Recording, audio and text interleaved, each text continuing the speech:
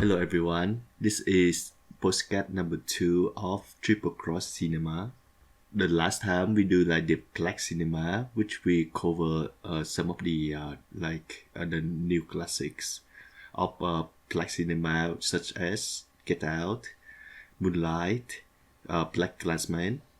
So today we move across the continent to look at some of the recent classics from Japan. I think it's a little early to call Wheel of Fortune and Fantasy, Yep. which came out this year, a Yep. classic film. Yeah, that's right. They are more basically more like three of my favorite contemporary Japanese directors. I see.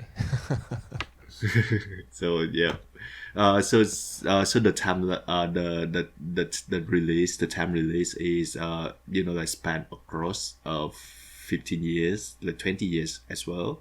We got Yeah. all about Lily Chou-Chou, which is in 2001.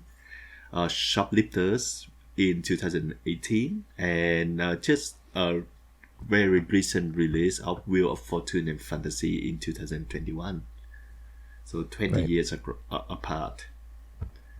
Yeah, and when I was looking up some little bit of information about Wheel of Fortune and Fantasy, I learned that its Japanese title is Guzen to Sozo, which Mm-hmm. means coincidence and imagination, which I Yep. think is a much more fitting title than Wheel of Fortune and Yep. Fantasy. Wheel of Fortune and Fantasy makes it sound like some sort of fantasy epic about Fantasy. reincarnation. But Yep. coincidence and imagination, one or both of those things are involved in all three of the short stories in that anthology. Yep. So I have no Yep. idea why they didn't go with coincidence and imagination. Just people Well, trying to I, come up I with a title that's going to earn them as many American bucks as possible, I guess. yeah, I would say so. I think Wheel of Fortune and Fantasy sound more wild. So it's make you think of something crazy going But on. it's not a wild film. That's the Whereas, whole point of the film is that it it yep, finds interest in the everyday, like it just twists conversations between ordinary people just a little bit.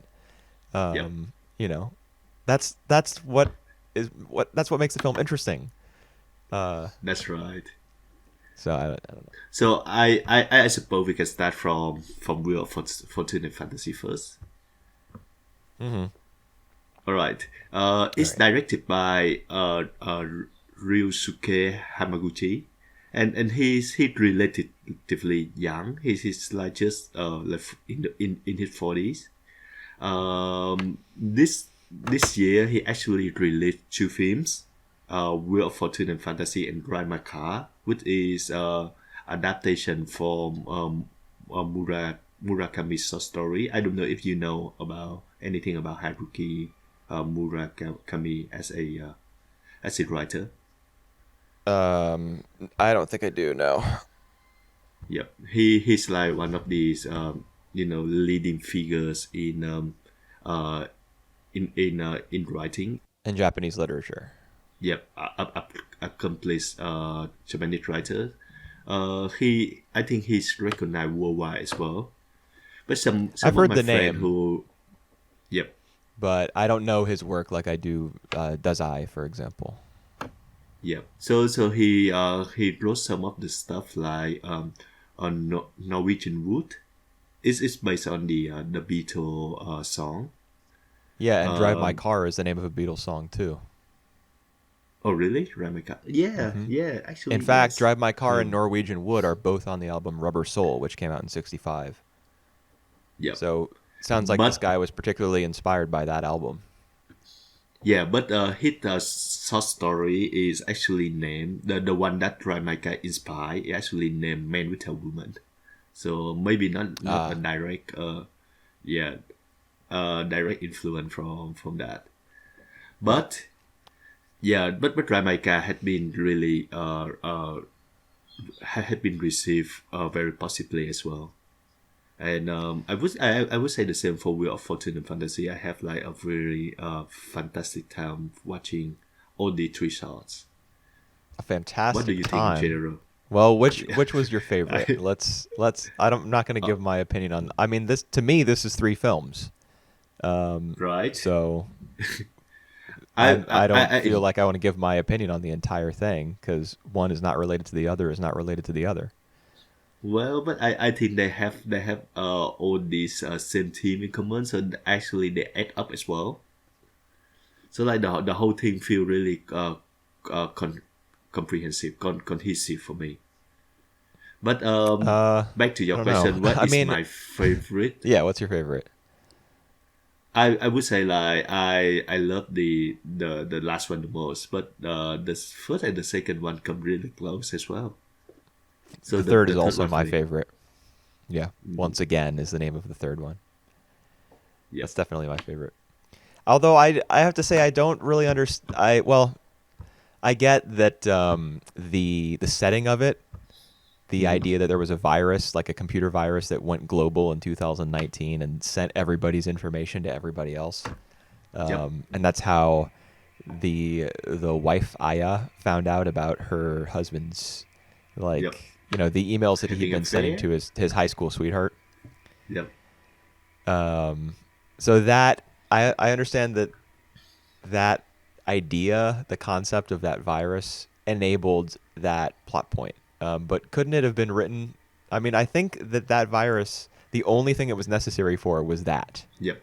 The so why was it necessary at all? Why couldn't she have just like snooped on her husband a little bit and found the emails? I actually really like the that idea. Like it have like little idea and it explore on that idea, but it at the same time it's not like the main thing, the main thing that drive the plot forward. It's just something like in the background, and people refer to it. Like They and just and call and you it the see like virus. they Yeah. just go in the virus and like we can see some of the effect it have from the life they have now, and I think it's that soft fantasy that I found really interesting. Yeah, but you I bring I up a I, I, concept I would like like that and that. then you just use it as a one minor kind of narrative tool in order to help shape a character's Yeah, yeah, backstory just a little bit and inform them a little bit about what their husband has been up to. That could have been done in 100 other ways. yeah. I saw the text pop up at the beginning of the third story or chapter of the movie, and I was like, Mhm. oh, okay, this is interesting. Where's this going to be set? Are we just going into the future, or what's going on? And then conversation in the present day between two Yeah. women in a normal house in a normal city. Uh, I yeah I I like the feeling that like they all go offline, so like they more about like they go back to more like physical things like the mail yeah, but that's or the she have thing. to wait Even at the house yeah, but for what the she for the got was a mailbox to come. package. Yeah, that's Yep. the thing. It was a physical package that she got with something Hmm. like physical inside, not just a letter. So the package that she had to wait for at the house was not something she wouldn't have had to wait for if the virus had never hit. That didn't have anything to Yep. do with the Yep. virus. That was just her Yep. son being a massive otaku, and him like Yep. ordering some anime Blu-ray box or some shit like that. I don't even remember what he was getting in the mail. His mom probably didn't know what it was exactly. By the way, did you notice that he had some of his figures downstairs next to the dinner Yep. table? Yep. Yep. Yep. I What a noticed that. power move. Yeah. Well. Yeah. I can't imagine that very many people, like, very many, let's say, teenagers who are into anime and stuff like that, are displaying their stuff, publicly in their house, their in family's the home, and not living just like room, keeping it in the room. Yeah, I don't really get it. Not sure why he would do that, but he's got some balls on him. Well, well, well. Yes. And I mean, the other interesting thing about his appearance is that he only appears for a short time, right? So everything having to do with Mhm. him in the script is basically used for Aya's characterization. it's in service of making his mother seem more, I don't know, real or like layered or it, fleshed out. So the fact that she I has an otaku son is a contributing factor, I think, to the fact that she mhm, feels like so aimless and directionless, and she's like disappointed. Uh, yep. so that yeah, she's like at the end she says to shoot, what's it? Natsuko. She says to Natsuko, Yep. "Time is slowly killing me."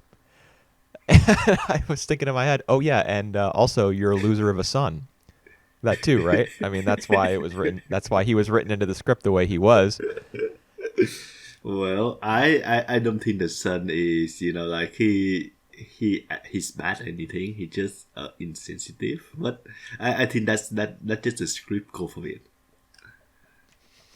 He, well, Yeah, he's I don't mean to say that all the otaku is an asshole, maybe, but no. That's what I'm there's some saying. exception.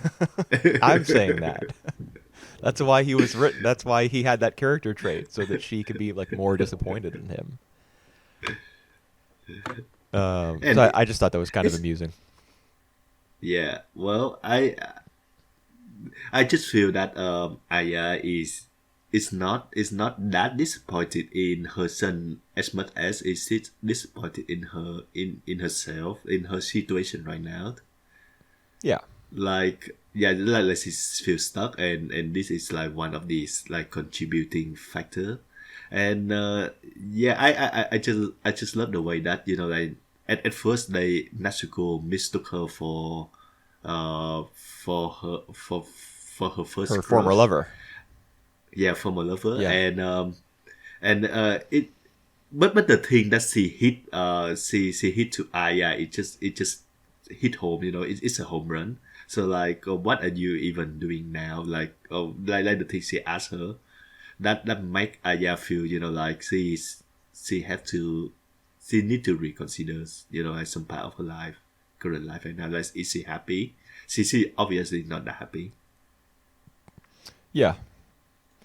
Well, she says time is slowly killing me. Um, Yep, yep. so that's that. Not a traditional I sign of happiness. Yep. And yeah, I just like the title that we said, the coincidence and imagination. It just fits so perfectly to that third part. I think it fit into the other two as well. But this one in particular is all about like two strangers find something in common, and it for a really brief time as well. And Yeah, they play a bit of like they do a bit of play role as well. So just I think yeah, Retsuko asked at yeah, just imagine if I was your old friend and I come up here, what will you say on this stuff? yeah. And it was uh, interesting that they both role played as each other's. I guess you would Former call them friends. friends. Yep. Yeah, because in Aya's case, it was just her friend who played the piano, whose name she can't remember until the very end. Mm, And I thought it was really nice that it was, I think we're led to believe that it was Natsuko's like impassioned performance as this mystery woman that mm, allowed Aya to remember her friend's name, mm, which mm. was what was it? Shit, I don't even I didn't write recall. it down. All right. Um, but she remembers that that's how the film concludes. Yep. She remembers her friend's name, Yep. but she doesn't remember her last name. Um, Hmm. but I thought that was a really interesting detail that she only remembered the first name and not the last. But despite that it wasn't like a complete recollection, it was still a massive victory. You know, Yep. Yep. so you could tell that the way that Aya felt about that recollection, um, not remembering the full thing wasn't enough to like discourage her. She was still ecstatic about it because she had met someone, Yep. and through Natsuko, she had, through both women, through the other woman, they had met someone who they knew 20 years ago. Um, Hmm. it was imagined from coincidence and imagination, but Hmm. for both of them, they felt that it was real. Um, Yep. It obviously wasn't. And the performances are really good during each of the scenes where they're role Mm-hmm. playing as another person, because you can see the actor playing a character, or the character Yep. playing a character. Mm-hmm. And all the little parts where they kind of stumble and they commit some small inaccuracy. I can't remember what it was during the final scene. Mm-hmm. But shoot, Natsuko says something as she's role playing as the piano playing girl from Aya's past. Yep. She says something, and then Aya like gently corrects her and says, "Oh, I didn't say Yep. that everyone loved Yep. you. I said that I really loved you." Something along Yep. those lines. And like the woman playing Natsuko gets like a small, sheepish little smile on her face for just a Mm-hmm. second, but then she just barrels on and like Yep. blows past that and keeps going. Keep playing. So Yep. really, really well acted, I think. That Yep. scene, as That's well right. as the one in the Uh, home, in Aya's home, where she's pretending to be Natsuko's former lover. And it's interesting that she kind of steps in towards her a little bit, to make it mm-hmm. more intimate. And when it's the POV shot, when you're looking right at Aya, she kind of Yep. steps forward a little bit, and then her son comes home. Mm-hmm. So it kind of cuts off whatever was going on there. Like if she was, because you're I think you're led to the conclusion that she might have a little bit of like a bisexual urge in that Mm-hmm. moment.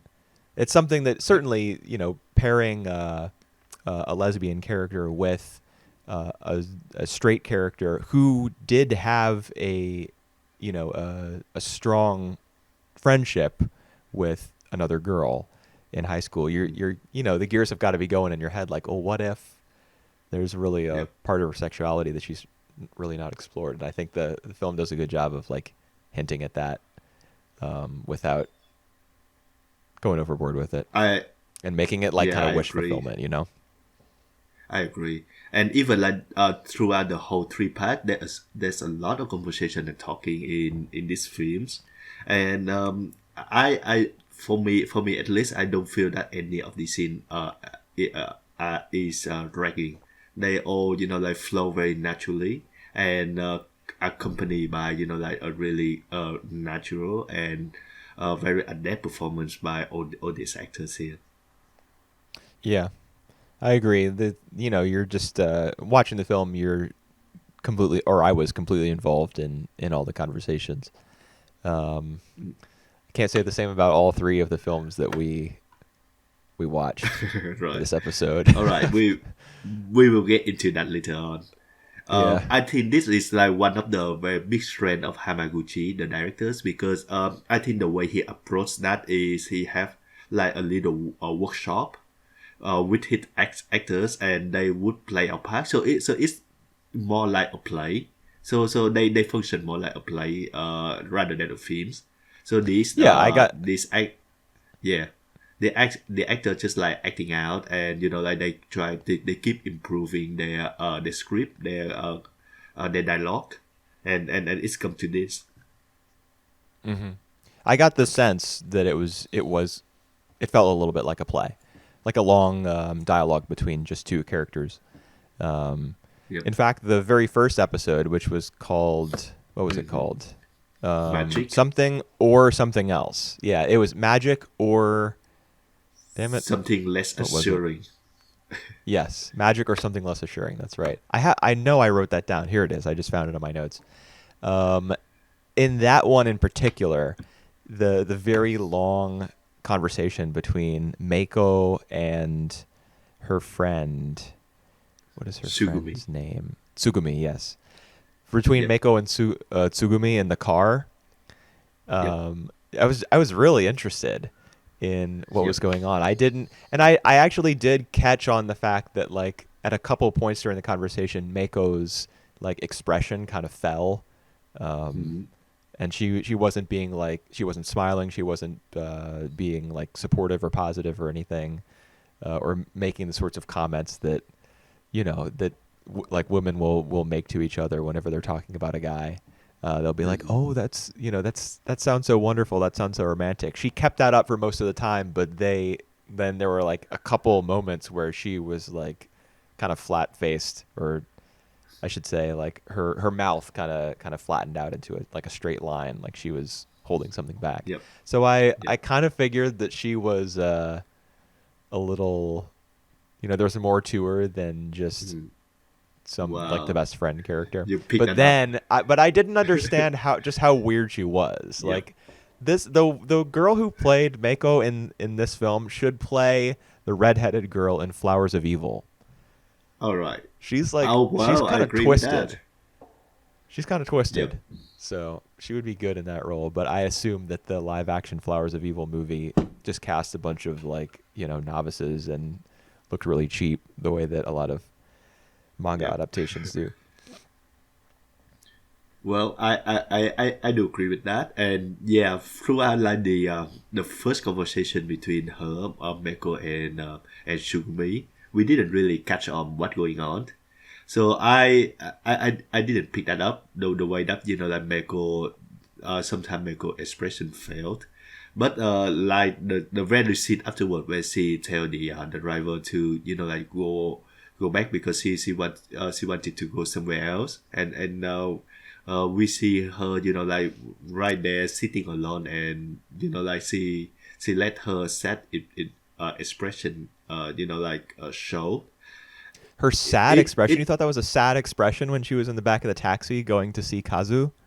I did say it's not positive, so I it wouldn't looks call sad that for me. sad. She was like scheming, man. She was Skimming. yeah. Yep. She was planning in her head like what she would say to him and the different ways that she would like try to manipulate him or control Yep. him or like win, against him because she seems to treat conversation Cat. as like a battle. Um, Yep. and And I mean, my yeah, and prediction after that whole first long scene when she says to the driver, "Turn around and go back the other way," I thought that she was in love with Sugumi, and she was going to go stalk her. That's what I thought was going on. And then she talks to a guy, and I'm like, "Oh, this is boring." Not really. It was a very and the scene with Kazu was extremely engaging as well, but yep. I thought she Yeah. had like a lesbian crush on her best friend, and she was gonna go. You remember in Penguin Drum, Hmm. where the brown-haired girl, Ringo is her name, I think, like goes underneath the house of the guy she's obsessed with. I thought we were in Uh-huh. for some shit like that because this was the first story out of the three in Wheel of Fortune Yep. Fantasy, and I didn't know what the tone of the film was going to be. I went into all three of these pretty much blind. Yep. Yep. So I thought she Yep. was going to do some like really weird physical kind of acting in order to stalk her from like a particularly invasive vantage point. And I was like, oh boy, this is going to be good. And then she goes and Yep. talks to some guy in like an interior design firm or something. Meh. Yep. Yep. Yep. I all right. your version of the story actually pretty good. I actually wanted Yeah. to Well, that's just like because looking I forward to just, that. yeah. Just because I'm like anime obsessed. So my brain just jumped to Penguin Drum. But Yeah, I did like the but scene with Kazu because he started out, mm, I think, feeling really relatable in that scene. yep. Like he was Yep. on the back foot and he was having to defend himself against all these accusations. But then it starts to get a little bit more, even. I think the playing field kind of levels out, and you get the sense that he is also kind of a manipulator, and that Yep. these two, in fact, are kind of made for each other. Yep. They're both kind of gross and despicable. Um, Uh-huh. so that was what I liked most. I think about their conversation is that the longer it goes on, the more you realize that this image of himself, this projection that he's been putting on for Tsugumi, is not really who he is. That's right. But the thing is, I think I think Mako, like has a laugh in the end. Not at not at the end of the film, but the end of that conversation, because she actually, like uh persuade Kazuaki in nearly get back to her. I think Right. he wanted to hug her or something, and then this secretary come along, like breaking uh just being a nuisance, a third wheel. Just being, it sounds like you wanted them to get together, I Mako and just want to Kazu. see And like so when the how administrative crazy it's assistant going. comes back in, yeah, Yes, you're that's just right. like, get out of here. I just Yeah, let me have I this. forgot my I forgot my phone. Like as if Is that what she forgot? Her phone? I she can't said like remember she what she forgot. left behind. Yeah, she forgot her Yeah. phone, her laptop or something. But Right. Yeah. like it just some stupid reason to go back. Yeah. Well, you can't live without your phone, right? How else are you going to cheat Yeah. on your significant other without your phone? That's how you do it. That's how you do it. Oh well. But yeah, it's so the day afterwards where like Meko play out like the scenarios. I think these are great. Like like I don't know how to put that like into the context, but this scene where she play out like if she come and tell her best friend that Kazuaki's she was Kazuaki ex-girlfriend, Right. and like she tried to break apart, and then later on where she just like she decided not to do that and let them like be happy for themselves. I think Yeah. that also speak to her personality, to her characters, I don't know. and for me that I work. didn't All right. I didn't I didn't understand why she didn't, like, I thought it was strange how the first story ended. Um Right. her personality just seems like she would have said all that stuff. Yeah, Um but she I don't grown get why she mature. didn't. Yeah. And I I don't think there was I think it's any groundwork laid in this short film here to generate any sort of change in her, like, mentality or behavior. Nothing that I don't think she experienced anything, either talking with her best friend or talking with Kazu, that would have made her back down from this confrontation that she imagined in the cafe before we see the actual version. So I was much more interested in both her conversation with Tsugumi and her conversation with Kazu. The third yep. one, where in the cafe, I could just, like, I could take or leave that, because I'm not interested in her Makes doing the sense. right thing or growing or being happy for anyone except herself. I don't think that's who she is. Yep. Um, They're just interested in seeing her wreak havoc. yeah, pretty much. Make the Because I feel like make the that's her best out of character. it. At least that's the sense of her character that I got from her conversation with Kazu. Yep. Um, Yep. but Well, I mean, good for her, I guess. Leaving the two of them to try to find love. I don't know. I mean, were you yeah. satisfied Well, by the ending where she just, like, walks away and stands underneath that tree, takes a picture of the city for some reason, and then the camera pans up and you see what kind of tree was that? I'm sure that in flower language, the flowers and uh, the branch of the tree above her, because that's the final shot. I'm sure it means something. I'm sure it signifies, yeah. like, endings or, like, partings between two people, or, like, final goodbyes or something along those lines. Yep. But No, I don't know anything about that stuff. yeah, I wouldn't have a clue on that either. Something I forgot to mention on the third part is that there was a visual motif there of Aya, I think. Like when she get down to the escalator, she pop back in. So that Hmm. that's that in the beginning and in the end as well. Yeah, Yeah, I love that. yeah. Because they have to chase after each other both times, both when they meet and at the end, because they chase each Yep. other up and down the escalator when they meet at first, and Yep. then the chasing that happens just before they say goodbye is Aya remembering the name and then having to go back up the escalator, and we get that great shot of her. I thought there was a strong possibility that as she was running back to her, as Aya was running towards Natsuko, I thought Yep. she was going to kiss her. I thought that was That what was going to happen yeah, when she was running across the that would bridge to have been see her. more as Because well. yeah, I mean, Yep. that's the movie thing, right? Yep. You're Yep. running to go meet somebody and then you kiss them. Um, But Well, I think the what we thing that we got got was a lot out. more interesting. That's right. That I agree with. Yes. Yeah. All right. So back to the second shot. How you feel about that one? Um, Your least favorite? I don't know. Maybe my least favorite. I mean, Right. I just prefer the third one far and away. So it's not as though I was Mm, particularly disappointed by either of the other two. I thought they were both good. I enjoyed all three. yep. Um, what am I trying to say? In the second one, the Yep. professor is the most interesting character. Yep. Like the way he's all buttoned up, his shirt is buttoned up all the way to his like the top of his collar, Yep. and he always insists that the door be open. Yep. Um, how like repressed he is, and the performance given by the actor, like he just seems Yep. uncomfortable at all times, talking to Yep. anyone in every situation. I was interested by him. Yeah, that's right. And he got the short stick at the end, where like Yeah, yeah, oh my god, it just so poor him, you know.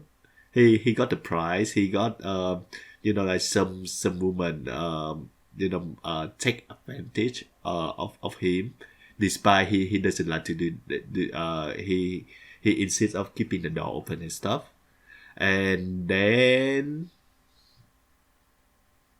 she then sends he the asked email her to the wrong to address. It's just a the wrong complete address. Yeah, coincidence. Yeah, that his yeah, fortunes are that's the reversed. coincidence there. It's not anybody's fault. It's just It's her the fault, result of living in a chaotic but universe.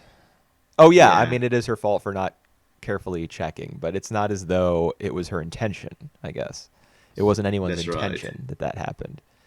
Um, yeah, but it And was yeah, I was amused when I saw that yeah, she had typed and then Sagawa instead of Segawa.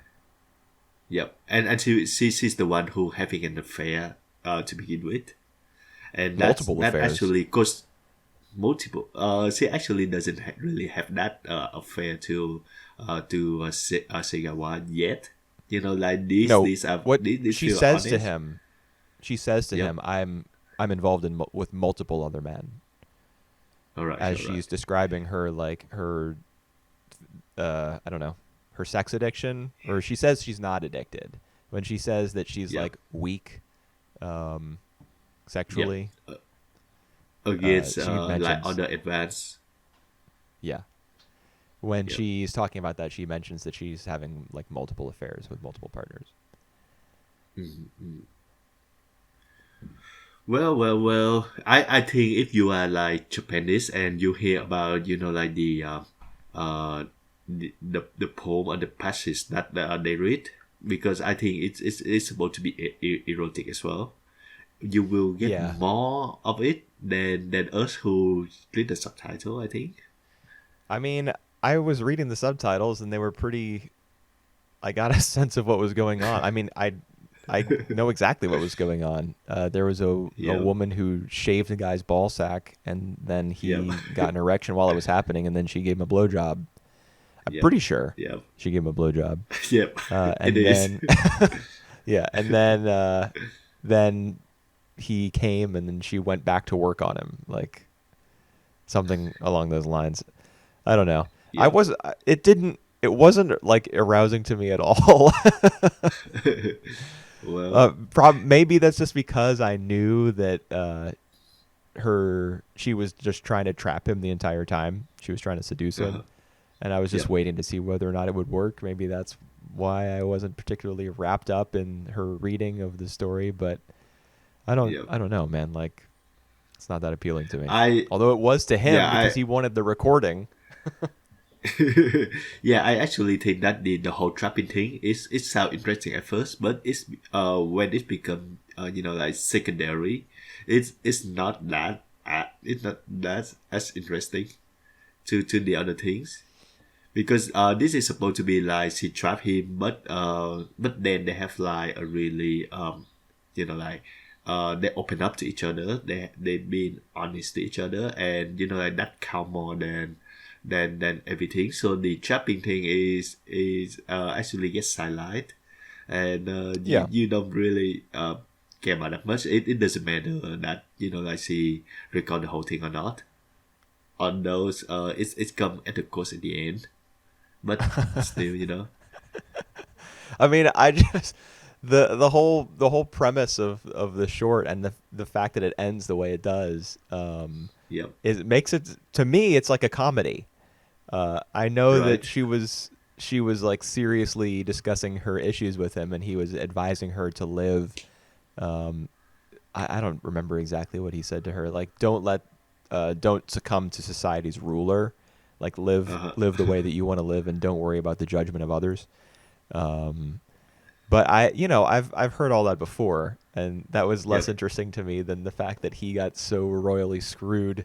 It just made me laugh. Yeah. Like, that was my main takeaway from that story, is he got fucked so bad Yeah. Poor guy. by her silly mistake. just Though just I was by kind of interested in the final scene, because yep. I think you can read it one of two ways. Because now leans over and kisses Sasaki, Yep. the big douche who gets the job that she would have loved, just because Yep. I don't know how he gets the job. It's not explained because there's a 5-year time gap. But when she gives him that kiss, there's two ways to read it. One is she took the professor's advice and is living just how she wants because she feels some residual attraction to Sasaki. So she gives him a kiss and gives him her card just because Hmm. she wants to. The other way to read it, which is my reading, is that she is taking Yes. revenge on him because she's heard that he is Getting engaged to married. be married. Yep. Yeah, and so she wants to wreck his life, Yep. as revenge for his callous attitude towards the professor, who she really had a connection with. Yep. I think that's what she I was doing. All right. I'm leaning on the former in terms of like she grow by herself and she like take a one lesson to like just don't care about these things. But I think I will be more looking forward to the latter, where she like trying to revenge on the insensitive guy who actually like he actually has everything now. Right. uh Despite he's the only one who got off like unscattered uh before, and he's the one Unscathed, yeah. who pulled the trigger.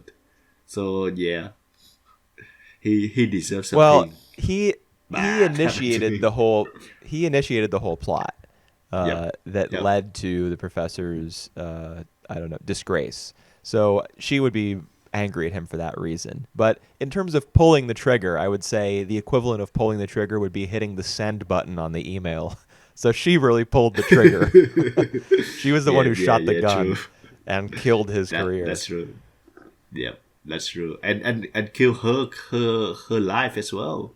Like Yeah. she get divorced. I don't think she have a good job afterward. I don't recall what she working now.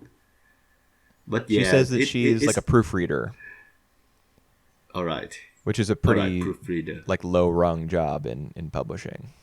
You're Yep. not even an editor, or a publisher. You're a Yep. proofreader. So you just get manuscripts, and then you correct the Yep. errors, I guess. Mm-hmm. I mean, anybody with a decent grasp of English can do that. Yep.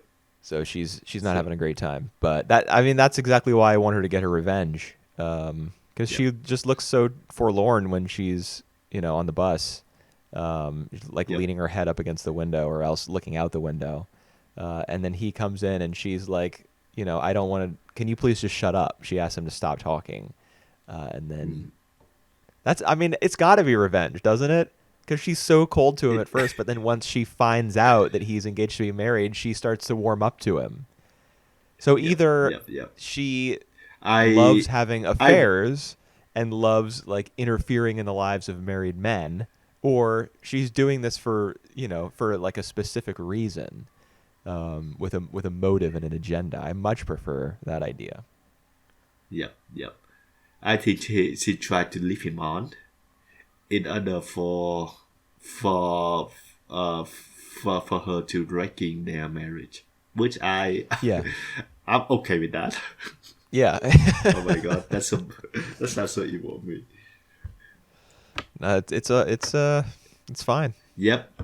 So if He's got you a great job. He'll be all right. if you're interested in Hamaguchi's work, I actually a fan of his now. I watch two other movies of him, and I still enjoy it a lot. Check out Happy Hours. It's a bit long, it's 4 hours.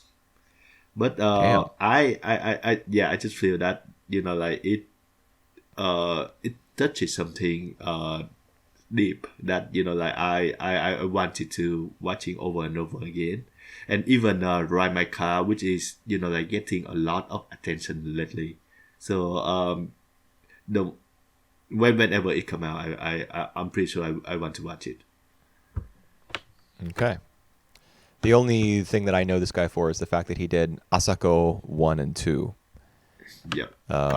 which is the film where the woman falls in love with two guys who look exactly the same.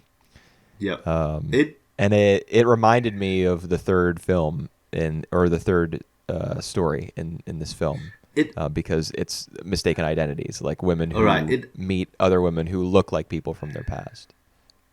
You know what? It's actually very interesting because he's developing a plot right now. I think a story about an actress who have an affair with her male actor, and then that found out, and then she had to go to France or Italy in order to like to heal.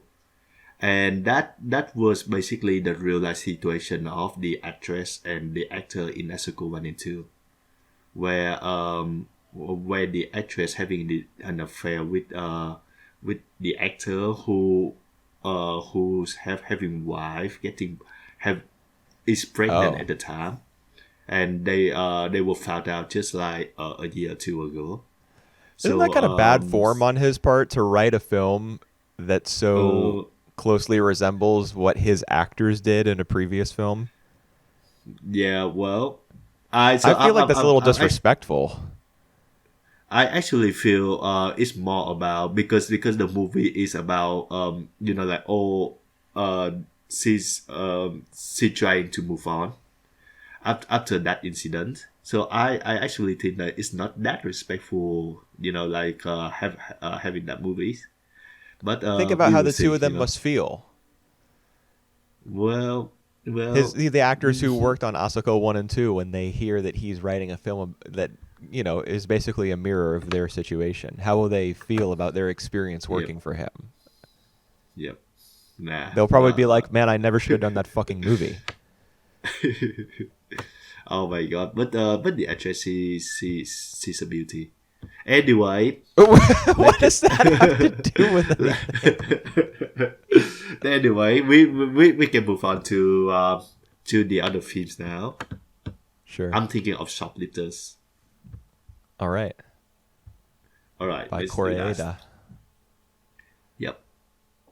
Yeah, this So, guy, I'm gonna end up watching probably all of his films all right. because So, I thought Shoplifters was great. all right. I would tell you about his style. He's more of like a formalist. So like he he doesn't really like have the scene where I just feel that all the character in his film are really formal for one thing. Um, They're he formal. the guy they act really formal. I don't see like any really like crazy or stuff thing in his films that much. Think about the film that you're talking about. It's about a bunch of people who are living Yeah. in a house that they're not supposed to be living in, and they're hardly any of them are related to one another. Um, Uh-huh. and they, Oh, the kid can't call Osamu dad, so they're probably using a bunch of really informal language. There's nothing formal about this. all right, all right, all right. Let's just retrace that. So he always like I think his film is more like passive. It's not passionate. It's more like like It's he not more passionate. it's more like he observing people. You know. But all Yeah. right, we can What? talk about Shoplifter later on. I just want to add more that his film always have that really attention to details, to like small Yeah. moments instead of like big Definite ones. definite attention to detail in the Yep. film, that's for sure. I remember a scene early on where the kid whose name is, Which one? well, we don't know the kid's real name. All right, read. Um, no, we know her real name. It's Oh, Judy. We yep. don't know the kid's real name, but he's named Shota. Shota. All right, yep. Yeah, where he's reading a book and he's doing it with a construction helmet with a flashlight attached to it. Uh huh. And the way he must have gotten that was because his dad works as a like a day laborer at a construction site, and his dad must have stolen it. Because Yep. the whole deal of the film is that they're shoplifters and they steal everything that they have. Yep. Yep. So I really loved seeing that. Like it's not Uh-huh. just that in the script there are scenes where they go and shoplift some things. Everything you got to figure. You go back and rewatch the film. Everything you see in the house must have come from somewhere in these characters' lives. They must have stolen it from some place or Yep. another. Um, Yep. and Yep. the helmet with the flashlight attached to it was the instance of that stuck out to me the most. Yep. Um, Yep. so I thought that was neat. Yep. And uh, he also directed Our Little Sister, which is based on the manga. And I think I watched that film like more than 5 times now, and I really love all the details. So if you're interested to his work, try to watch Our Little Sister next. Well, I'll get around to a bunch of his films eventually, I'm sure, but I won't watch another one for probably quite a long time. Yeah. Um, because I want Shoplifters to occupy its own space Yeah, in my that's head. I true. don't want it to be mixed up with anything else that he's done. Yep, makes sense. And the other thing I want to say first before we get into the movies is that it kind of parallel to real life as well, because just a few months after completing the films, the grandma she passed away. I read that. I read that she died shortly after the filming of this Yeah, movie, yeah, and that she had worked in a lot of his previous films as well. that's right. I actually saw her in real life because she attended Cannes in one of the film that I watched. So I have an opportunity to watch her, like, and she was a great actress. Like all the film that I saw her play, she nailed it. Yeah, But I mean all she right, gives a mate. good performance as the grandmother, but the Mm-hmm. for me in this film the standout performance comes from the Which woman one? who played the mother. All right. Yep. Well, not really a mother. Nobuyo. In fact, she couldn't have children, which you find out close to the very end of the film. Yep. Nobuyo, I think, was her name. Nobuyo. Yep. Oh God. Her She. performance was just out of this world, man. Yep. The interrogation scene, Yep. Yep. with That's the it. with the cop where she says, are you automatically giving birth automatically makes you a mother? And then the policewoman responds, you can't become a mother unless you do. Like their conversation and the long point of view take of just like looking at her and her like wiping away her tears and like trying to keep herself composed while like, her whole world is crashing down around her. And she's coming to terms with the fact that she's going to be the one to take on all the jail time Yep. um, for everything that Man, happened. that's so Like bad. Like she she. was really good. Yep. Yep. But yeah, there's still the fact that her and the father tried to like to run away without picking up Shota. Yeah, Yep. yeah. So Well, yes. the second half of the film, like the first half of the film, I feel is a pretty romanticized look at this Yep. sort of life. Yep.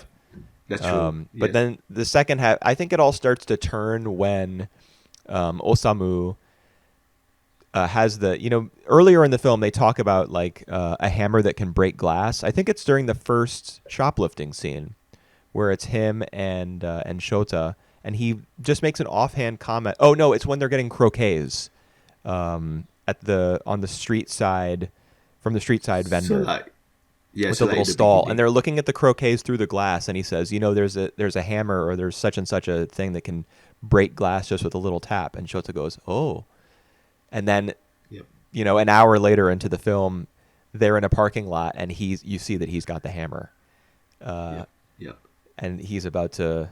That's when the film starts to take a turn. Um, yep. because Shota, in addition to the fact that that scene leads to, um, it's kind of the first domino falling over in the string that will eventually lead to the family's dissolution. It also plants the Mm, seed in Shota's mind, like, oh, this man really doesn't love me. He didn't rescue me because he saw me in yep, a car and he wanted to save me. He was trying to rob somebody. yep, Um, yep. that's man, Yeah, that's really crushing. This whole yeah. film is crushing. I know, right? It's more about they trying to build up, like a perfect family where like they are not really related. So it having an argument that even you are not related, you are still treat each other as a family. As this one, like they are stranger at first, and even when they take in the kid, oh my god, the kid, she's I think she played the part very well as well. And Yeah, you can see that the kid, her name is Green, so she opened up to like every members. And I actually see that the trick to this is, um the film allow her to have like like conversation or like relationship with like specific members of the films before. And you can see like all the other members have like a moment where they just having some time together, alone with the others. I remember where there's a scene where Osamu, the father, and the older sisters, I think Sayaka, Aki. okay, Aki, they they talk about like some of these, it's mundane, but actually Mundane. like they actually have a chance to talk to each other. And so after establishing all that, it just like trying to break away that to break up all that relationship and make us question, like, is this really a real family? So I think the scene that impact me the most is the one where Aki came back to the house, like after the investigation, come back to the house, and it's just look empty. Yeah, that's the scene that impacted you the most. That's really interesting. Oh wow, Because I felt like there's a lot of scene in here that impact me. I It feel like just Aki's crushed me character down. got the least impactful conclusion. Yep. She was out Yep. of all the members of the family, I think like she was the least essential. You could write this film without her. Yeah. Yeah. Well, I Um, agree with that. But you still, can't do it without the grandmother, obviously, because if she doesn't die, you know, the whole yeah. chain of events that leads to their arrest or whatever doesn't happen.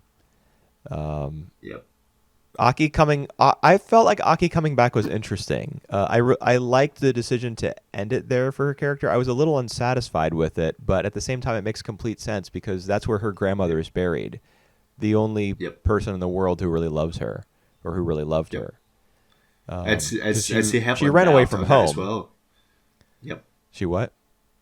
She Oh yes, doubted that's as right. well. She does. Like She the does end. suffer some doubt. Like grandmother only uh, she only There uses to me in take her relationship liberties. with me in order to get the money from Yeah. the family. The Yep. family that she was visiting. They're like, what was their relationship to her exactly? The They are the which one? son is the guy, the father of that family is the son of her husband's Uh, the son of grandma first husband. That's what I remember. yeah, but not her son because No, no, no, no, like no, no, no. her dad Oh, her husband had an affair. no, no. So, The so grandma's the husband had grandpa. an affair. What? That's right. Yeah, her grandpa having an affair. No. Uh, Oh yeah, no, no, Aki's no. So, grandpa had an affair. Yes. yep, yep. And it's not really having a affair more than having a second wife. Oh wait, so And she and that wasn't actually her grandmother then. no, no, no. So no, Not really. not really. So yeah, So so the none of them were grandpa related by blood. not none of related by blood. So the grandpa having a second wife and have like the whole family there. The grandma is the first wife, and she come to Right. visit that family from time to time. And Right. And she gets the I money think from them every time. Yeah. that when she met Aki, so yeah, none of them are related at all. But what's the deal with Aki? I assume that she ran away from home. She ran away from home, yes, Yeah. and the family just pretended that or Right. maybe they She's in arranged Australia. them for to go to Australia, but she didn't go, and Right. she lived there, and she lived with the family instead. So Right. yes, just something that we don't know for sure. I Yeah. actually You feel don't that know a the lot about how the characters met actually. Like you hear uh huh from Nobuyo during the interrogation with the policewoman that she found Hatsue, yep the grandma. yep yep But we don't know how, why, when. We don't know any of the details. I don't think. yep. Um, We it's also know interesting that that. Yeah, we What do we also know? know that Osamu and the husband and the wife have killed someone before and Yeah, was her ex running away. husband Yep, or her yep, husband rather. Yeah, they killed him, and they went to court over it. Um, yep, they got caught because the policewoman says, like she says during the interrogation, Nobuyo says, "Oh, it was self defense," and the cop uh-huh. interrogating her says, "Oh, well, that's how the judge ruled it," But- as if to Yep, cast doubt over whether it was really self defense. But she did have that scar uh, yep, to indicate that her husband was abusive, and it was the yep. same scar in the same place on her body as the one that Green half. that Yuri, yeah, that Rin had. Uh, Yep, and that was the moment of the film that impacted me the most was yep, um, I mean it was the scene in the bath where she compares the scars with Rin, yep, and Rin starts to like rub the scar on her arm to make it feel better, and then yep. later in the film, Rin asks her, I think while they're shopping, like, if I steal this, you're not going to hit me. Yeah, Then there's the scar scene. I think this is the order. First there's the scar scene to establish that both of them are victims of domestic abuse. Then there's yep, the scene where Rin, it's established that Nobuyo is not going to hit her. And then yep, the scene that really got me was when they burn her clothes and yep. they're on the deck outside the house or whatever. And I don't even know if I can talk about this scene actually without crying. I'm starting to get a little teary right now. Yep, yep, But she says, if someone loves you, they won't hit you. They'll do this, and then she gives her a hug. And they start to rock yep. back and forth. Uh, I had to pause the movie, like I couldn't see the screen because it was too Yeah, blurry. yep. Man, that really Well, really messed me up. yeah. I actually, like after finishing this movie, I already thinking of like what these kids end up like 10 years from now, because I'm pretty sure that they're gonna when they get older they're gonna look for each other. So I don't I know. just feel like that's how alive the script is, that make you think like how the characters do afterwards. You don't agree with me on that? No, when I said I don't know, I agree that you're compelled to think about what the characters will The be character. like in the future, because the performances are really good, the writing's really good, Mhm. and the film does go to a place where their situations are changed so drastically. You wonder, will everything kind of come back together, at least in some small way, for one or two of them. Yeah. It does for Aki, I guess, because I assume Uh, that the last scene of her looking into the house uh, indicates that she is going to live there. Like, we don't oh, see her going back to her parents. yeah, we don't She see may anything be about it. living in that house now. Yeah. I don't know. Yeah, maybe. Um, but man, it's so tragic the way that it Yeah. ends, with Yep. Rin Yep. singing the song that Looking Nobuo through. taught her, Yeah. or I don't know who taught it to her. Maybe it was Shota, about picking up. It's the pickup stick song. I know that song. Um, and she's picking up the marbles, and then she gets up on that chair and she looks over the final shot is of her looking out over a balcony that she can't escape. She can't get out. Yep. Yep. And it I actually I was like the amazed by the fact that that was the final shot. it I it thought it was has to going to be the be final shot, I right? thought it was going to be yeah, yeah, it really does. Yeah, I thought it was going to be Shota and Osamu, because I mean that would be the American way to end the film, I think, is like with the boy Yep. acknowledging Osamu as his father, just like, quietly to himself. And in fact, he mouths the words. He doesn't say them out loud. There are a couple moments in this film where characters will mouth a word without saying it. Yep. Um, and I had my subtitles set, listed the word as spoken dialogue. It's Yep. probably necessary because I can't lip read Japanese. Um, Yep. but I could have guessed in that final scene, at least, that what he was, whispering to himself, silently, was Otosan. Yep. Um, and that would be the American way to end the film, I think, with that scene. But you're completely right. It does have to go, because Yep.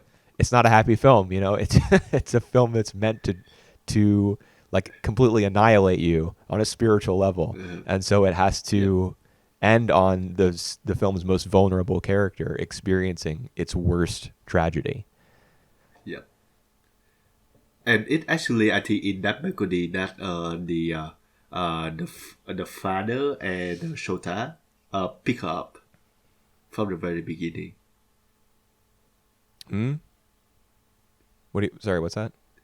I think it's the very balcony that the father and Shota pick her up from the beginning. I didn't get that sense.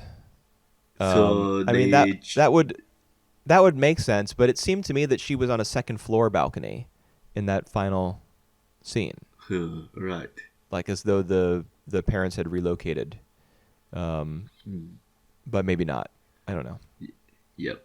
And I think just poor her, like she been disappear for a few weeks, but apparently the mother or even the father didn't even try to look at her, to look for her Yeah, until it's it 2 months. The news report says it's two yeah months until it gets since she's been serious. missing. Yeah. Well, you can She tell when they have that little press conference outside their house, or maybe it's not a conference, but there's just a bunch of journalists out there. You Yep. can tell from the performances of the mother and the father there that they're doing it like out of obligation. They Yep. don't really care. I mean, they don't even go to great lengths to act like they care. Yep. They Yep. you could have gotten a performance in that scene where, like the mother is like acting really worried about her child. They could have gone that route, Yep. but they didn't. For the They, better, I for mean all the that, better. yeah, that makes it. I mean that makes it even worse that she couldn't even pretend for the camera Yeah. to care about her daughter. They, Yep. And yeah, I agree with you that Aki's plotline seems like the least relevant. Even like her relationship with like the one of the customers, I feel so far removed from the rest of the movie. Yeah, it does. But Yeah, that's but okay. I mean, that's okay. it's still an interesting story. Yeah, yeah, Because she, obviously she didn't experience a lot of love growing up in her home, and now she's looking for it uh, at whatever sort of place you call this. I don't know yeah. what you call this place with the Excuse me. one way glass. Yep. I think And she has a it's conversation with really her quote unquote grandmother about like, oh, she's, something good happened. She found a guy who she kind of likes, and it the interaction between them is just he's like so tortured. yes, Um, he is. but she's found somebody who has the same bloody and bruised knuckles that she does, and just seeing someone else with that injury and that affliction, and feeling like that person is a kindred spirit, that is enough for her to like become interested in him. Uh, Yep. really, the some terrible signals. Like I yeah. you see that scene for her to be like, oh, this was a great encounter that I had with this guy. Like, what on earth? She's in a really bad place if that's how she processed that. Yep. Yep. Yep. Well, yeah, and it's all the little detail that count because she used her sister name as her like performance Yeah, names. her dead sister. Yeah, that's right. So What exactly was the deal with that? Because they, I I that I Osamu I and just Nobuo say, I can't believe we had to bury another one. So her sister, uh-huh. which probably not her real sister, another girl that they was staying with them at one point, um, Which died one? previously and may be buried under the house, the same as the Nah, nah, grandma nah, nah, eventually nah. was. I actually think that they when they said that it's been the husband that they kill, so they have to bury him.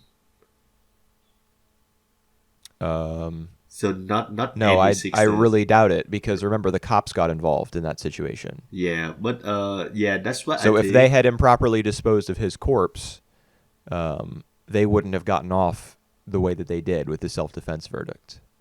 So I Mm, really doubt that they buried him. I because think it's the sister I who died. yeah I don't think there is any sister involved. But I I will check on that again the next time I watch this movie again to just have some feel.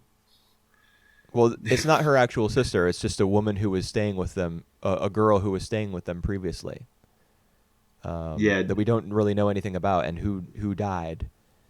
So you got to figure that she's also buried under the house. uh, I didn't even aware of that sister, honestly. But you So we will just see brought on her up. that. You were the one who brought her up just now that No, she no, no, uses her no. sister's name. That's Oh, no, wait no, a no, no. second. Hold on. So Now I'm hold connecting the on. dots. That's her actual Right. sister that we That's see her in the actual film. sister.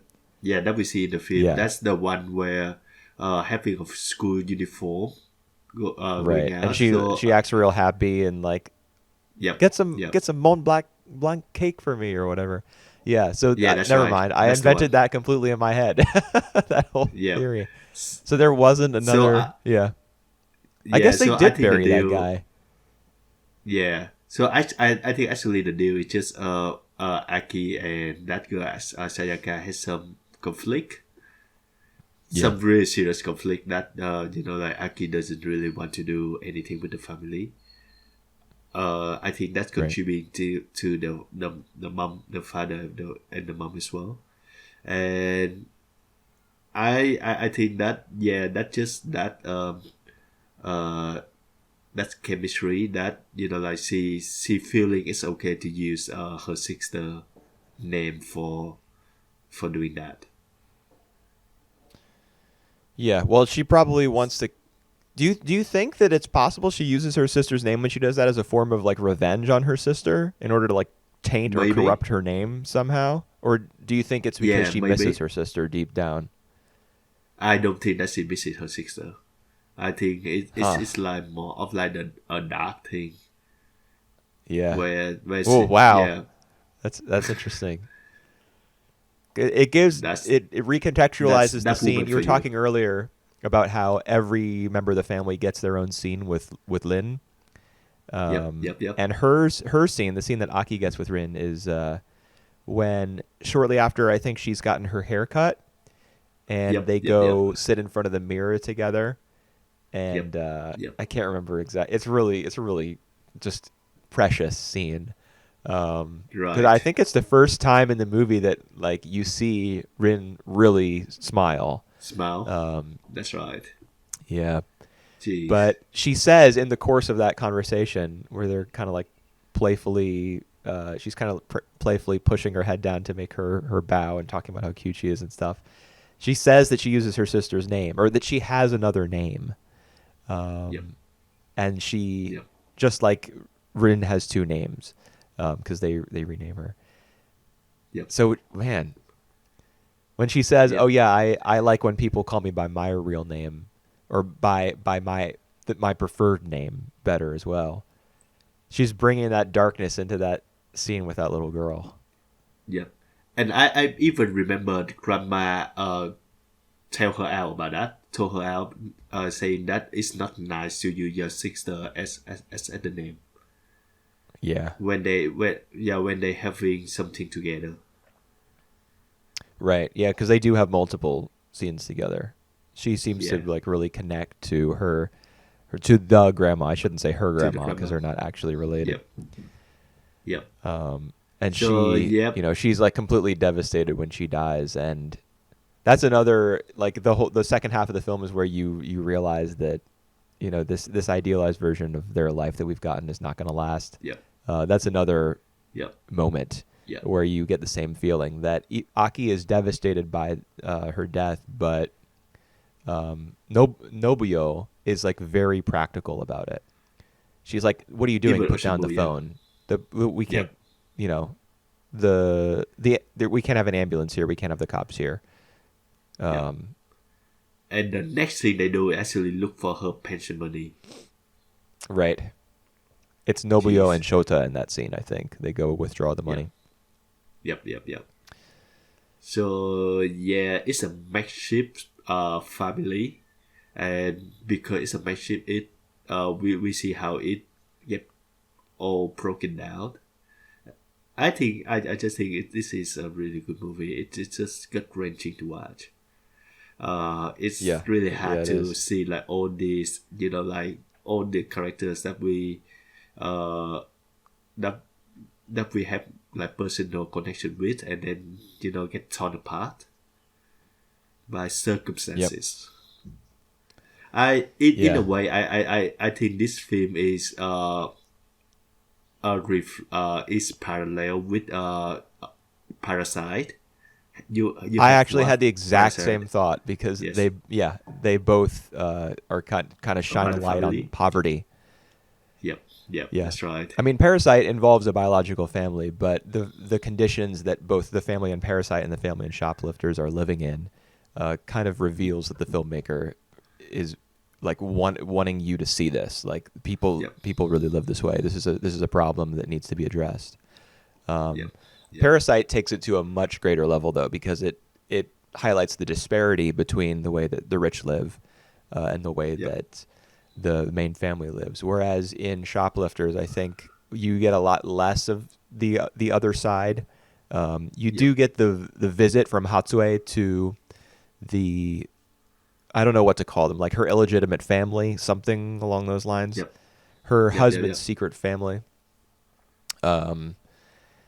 And at their house, they seem to be very well to do, and the way that their daughter Sayaka, whatever her name is, like leaves yep. and says, "Oh yes, let's have dinner with tomato sauce and a piece of Mont Blanc cake, please." Like they're a little bit ritzy, but not that much. It's not like Yeah, Parasite. I mean, Bong Joon Ho yep, in Parasite is like seriously grinding an axe. Whereas in yep. Shoplifters, I think you can isolate the family element a little bit more. Um, And yeah, I I mean, would to me I would this is like Parasite on steroids. in terms of just my personal enjoyment. Steroids. Parasite, I thought was like a really cool movie, but I wasn't Yep. particularly affected by it. Whereas when I watch Yep. Shoplifters, I can't remember having an emotional reaction to a film, this this kind of Yep. emotional reaction to a film, maybe ever in my life.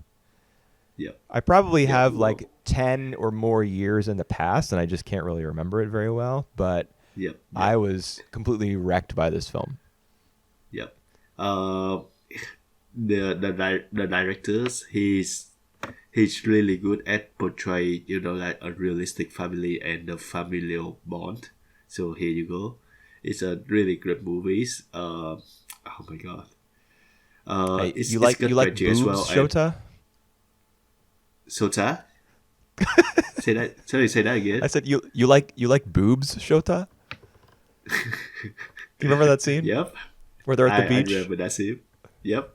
It was really, just as a small aside, How me old like is being, he? He's like 10 years old.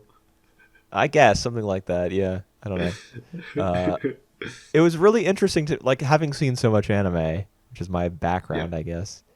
It was Yep. interesting Yep. to me to see that scene in this film because Yep.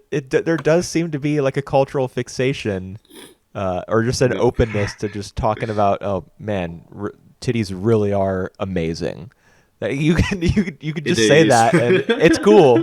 Like that's just Japan. It's not just a cartoon thing. It's also in this extremely beautiful prestige film. Yeah. It's just a scene where a little kid is looking at some boobs, and then he bonds with his adoptive father over it. Yeah. I thought that was interesting. Uh, it's just a Japan thing.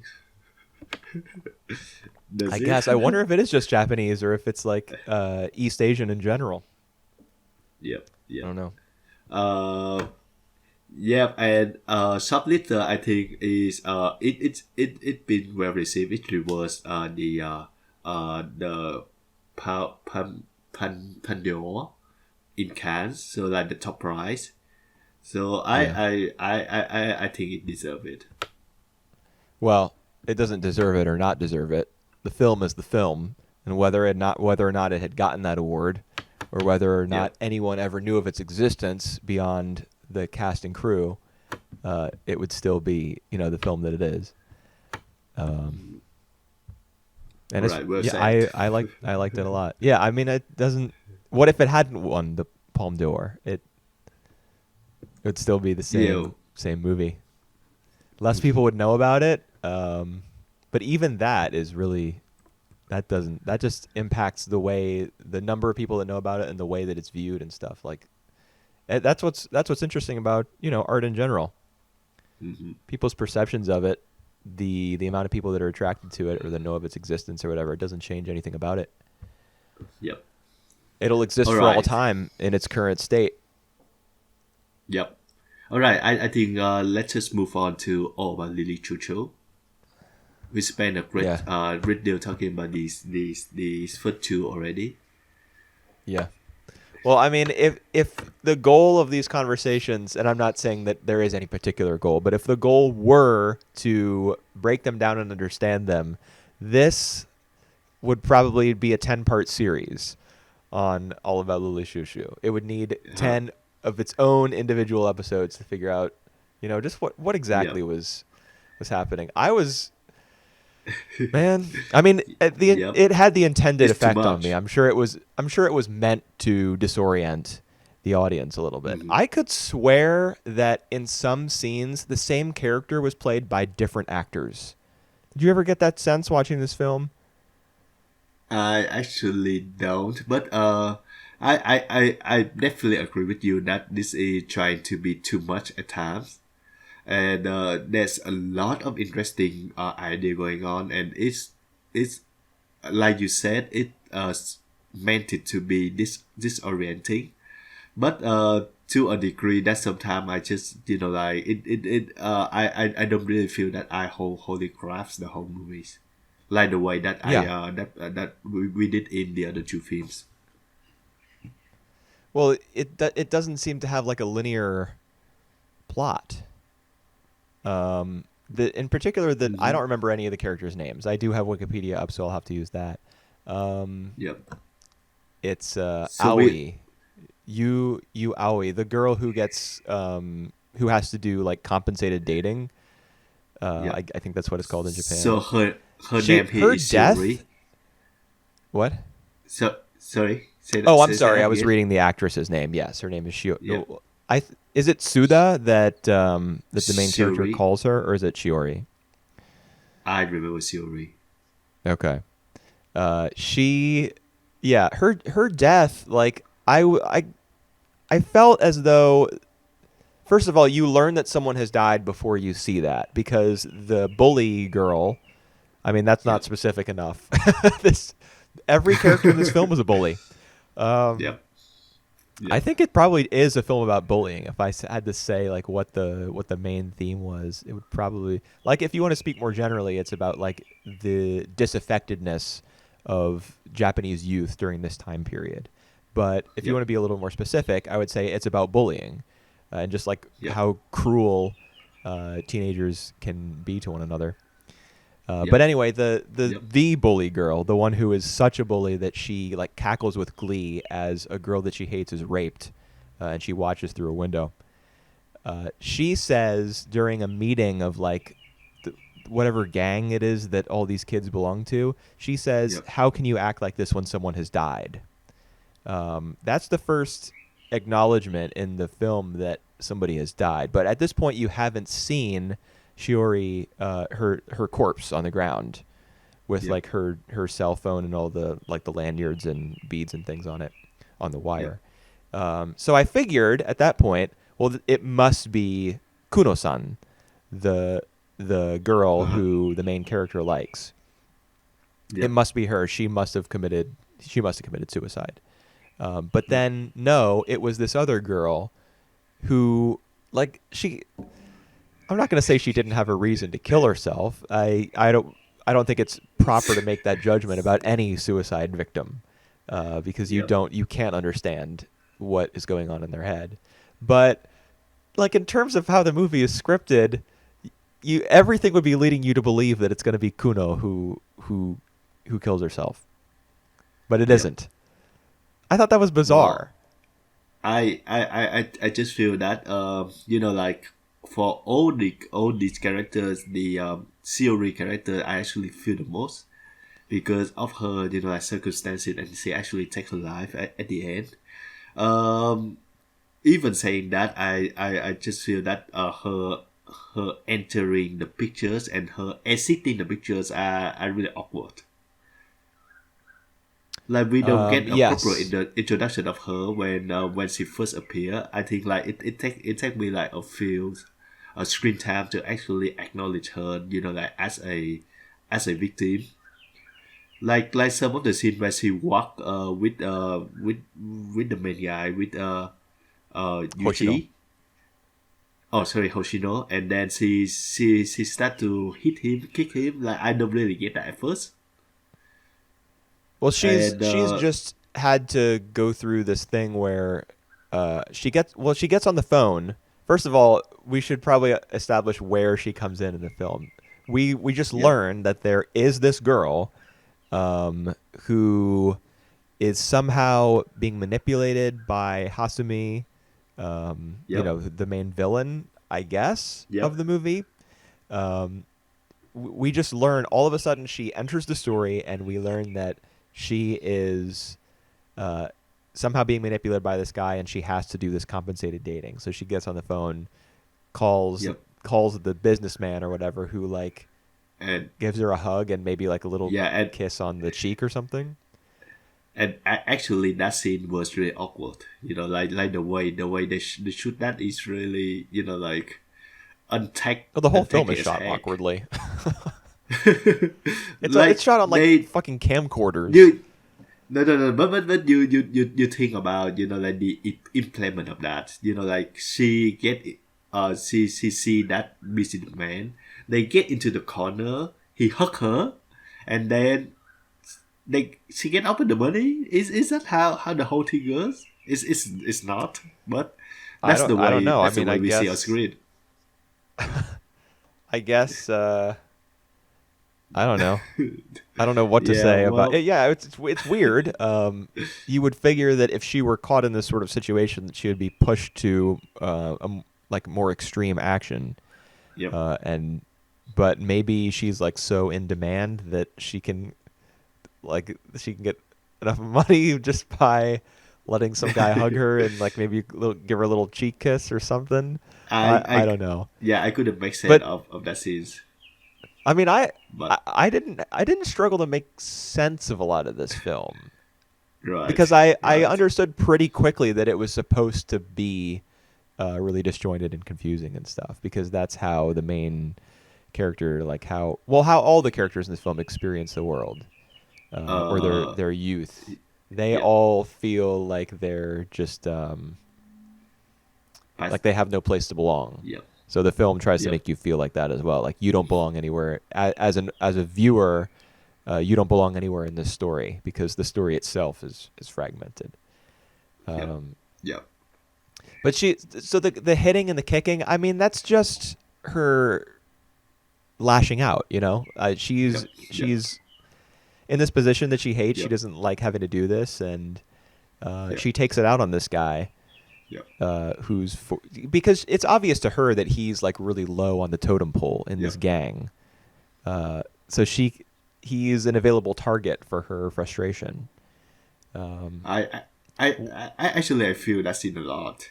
I just didn't, like at first time when I see it, I didn't really make sense of what she does, but eventually when I do learn that, like this is the way that she vent her frustration. It just like it's just like two complete victim like bottom of their like bully gang. They have to do the things that they don't like. I just feel yeah, for this, I yeah. yeah. All right. Well, it's they're all leading difficult lives, but you don't get a full picture of any of their lives.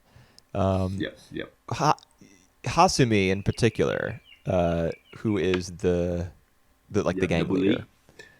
Yep. Yeah, they're all bullies. I mean, even the main character is a bully. Uh-huh. Yep. I can't I can't remember exactly where like what instances of bullying you see him engage in, but I'm sure that there's some.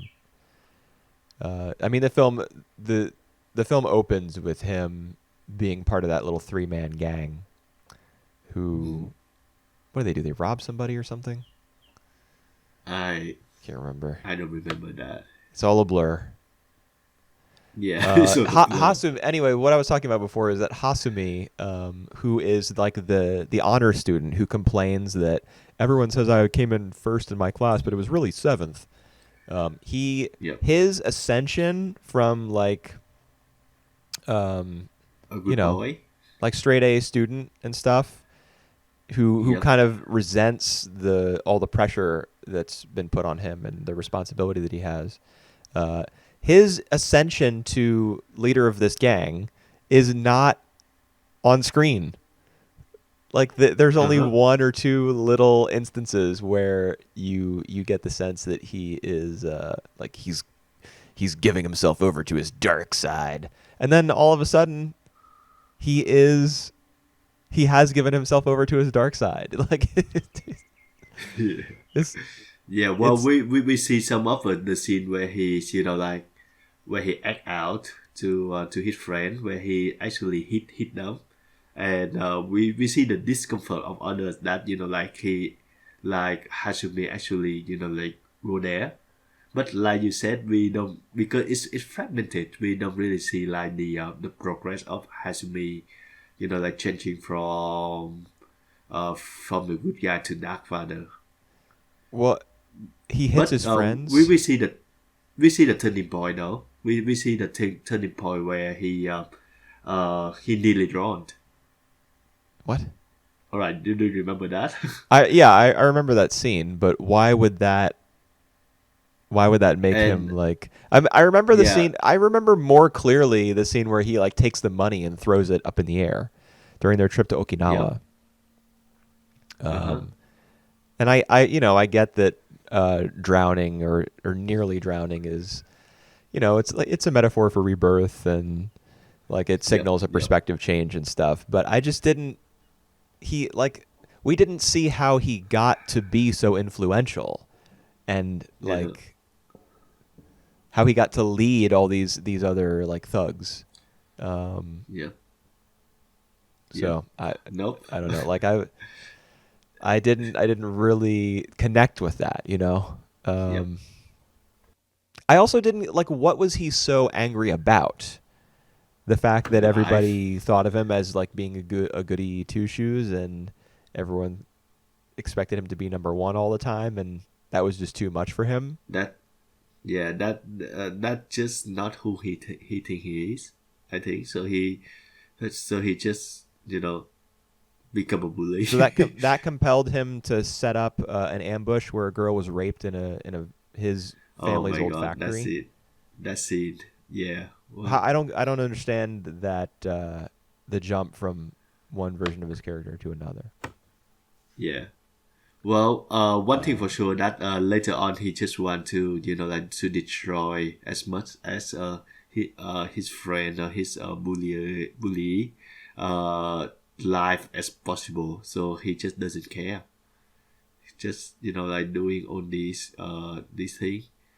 One thing I want to mention though is not about the team but about the technique. Is that Shunji Iwai he pretty much loves to shot everything in handheld. So Yeah, I'm not a fan. yeah. Uh, I'm not a fan of so it that. it sometimes it does look like a music video, and the way he edit that as well.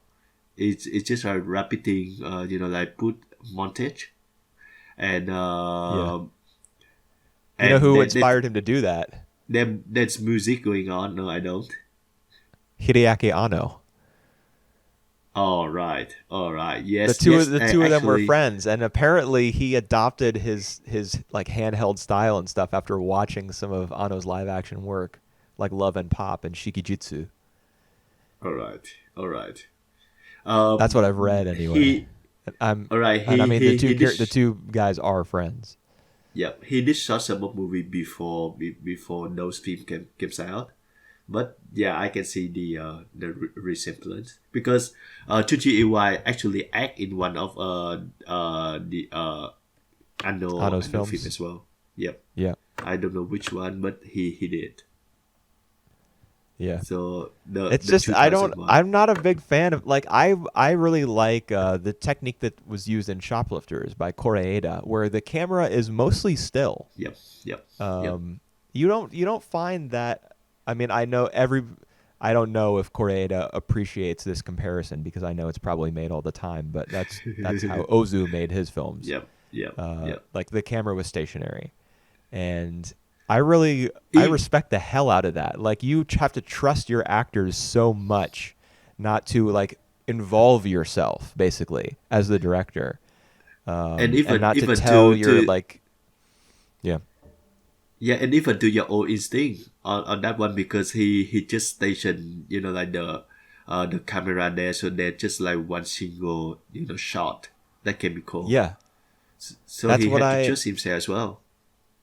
Oh yeah, that's true. Yeah, you got to be confident, Yeah, as well as confident in your actors, confident in yourself too. yep, The yep, whole idea of like just shooting handheld and like kind of dominating your own film, yep. kind of makes your actors less. It makes their performances less impactful. I think, or rather, it has the potential to make your actors' performances less impactful, and it makes you, the director, the star of your own film, and I'm not about it. I don't.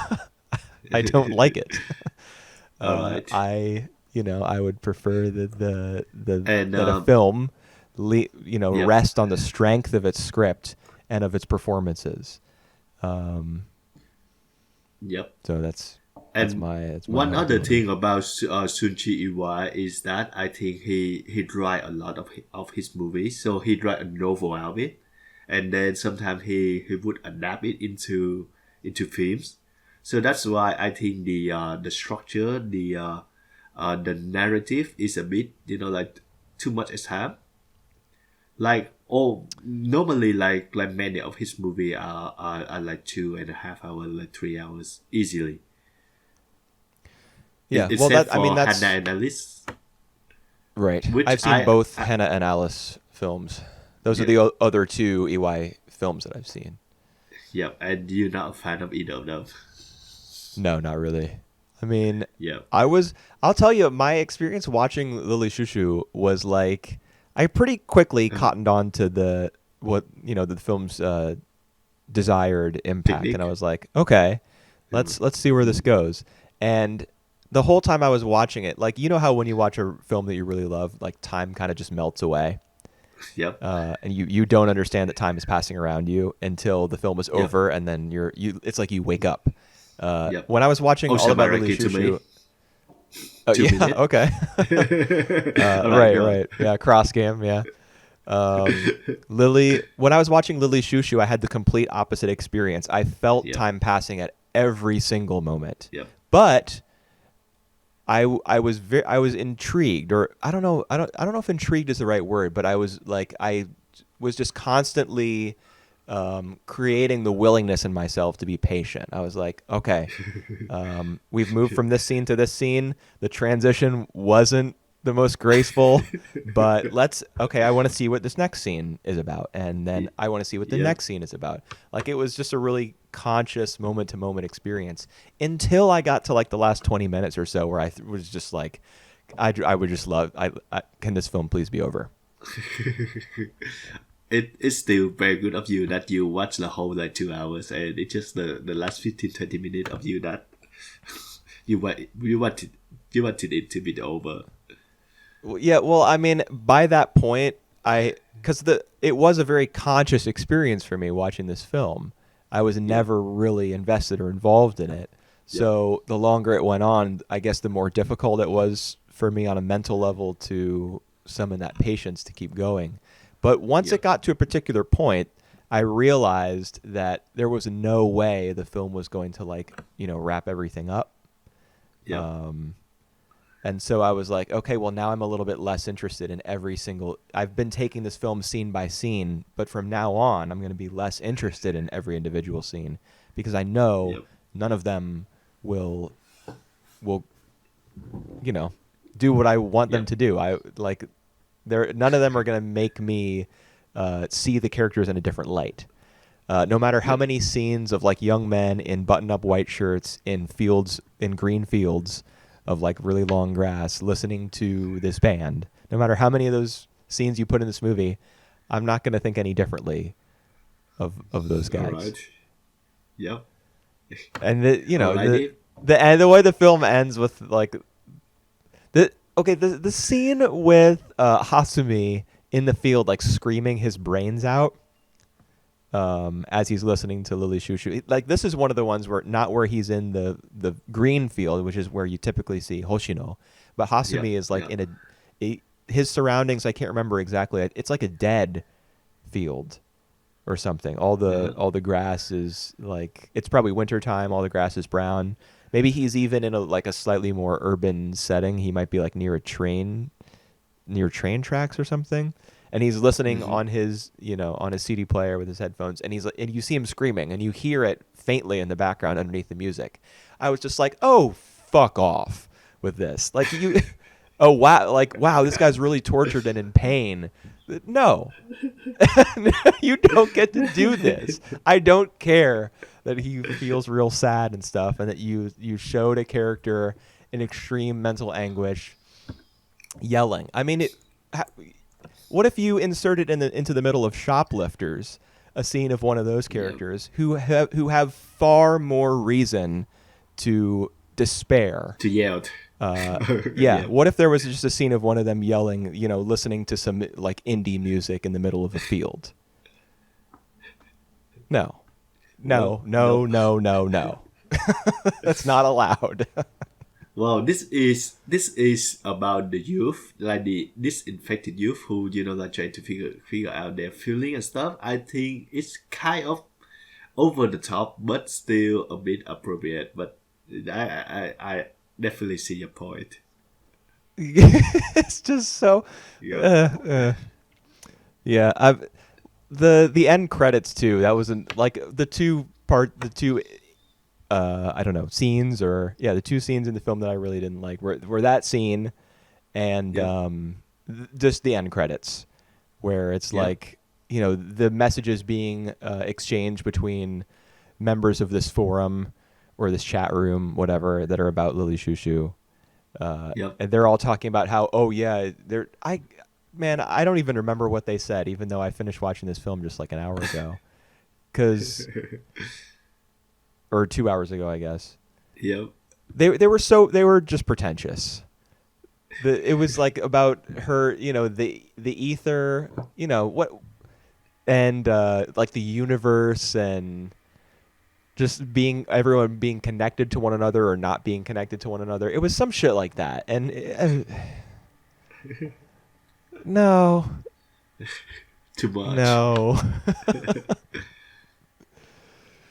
Yeah.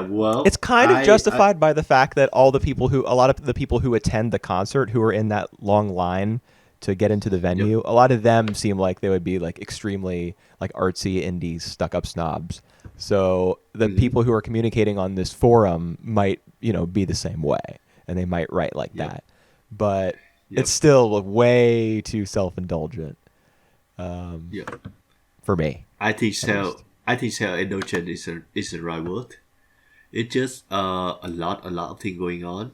Uh, some of them doesn't really make any sense. Like some of them you can just cut apart. There's a whole field of like the director just try to put everything in there.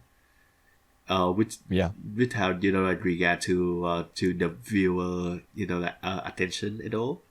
But also at the same time, I can see some really raw feeling in there, like all these about bullying, all these like the scene that we just talked about where the bully girl Shiori just kick Hoshino, like this thing like some of the individual shot I was really into it, but Yeah. as a whole, yeah, it kind of I think it makes sense. It just still too much.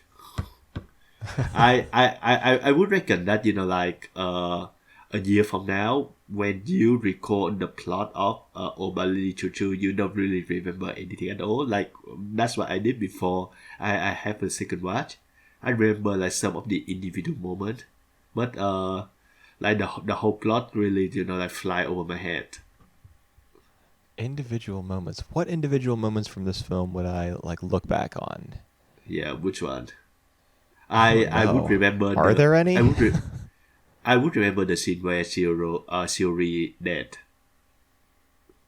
I don't know. It just stuck with me that on that scene. It doesn't really make I sense to mean, me why she dead, but like the well, like how she dead. there's But gotta it's well, she says during a phone conversation with Hoshino, um, lately, whenever I think of man, I just think of customers. yeah, So obviously what she's doing probably stretches far beyond the one instance that we see.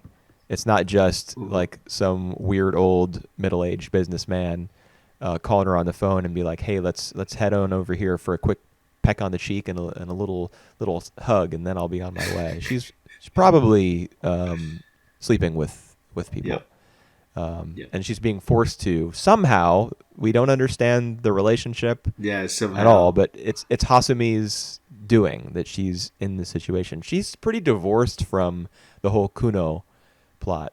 yep, yep, yep, yep. Um, That's right. And it actually I don't remember where I was going with what I was yeah, saying. just a little extra, but this is the screen debut for LU. The main actress that we see later on in Hannah and Alice. She acting even now, and I Is think she she the just ballet girl from Hannah and Alice? Does she do the ballet see the scene? ballet girl. Yep, she's the See, one. She's that the one. scene from Hannah and Alice I thought was stunning.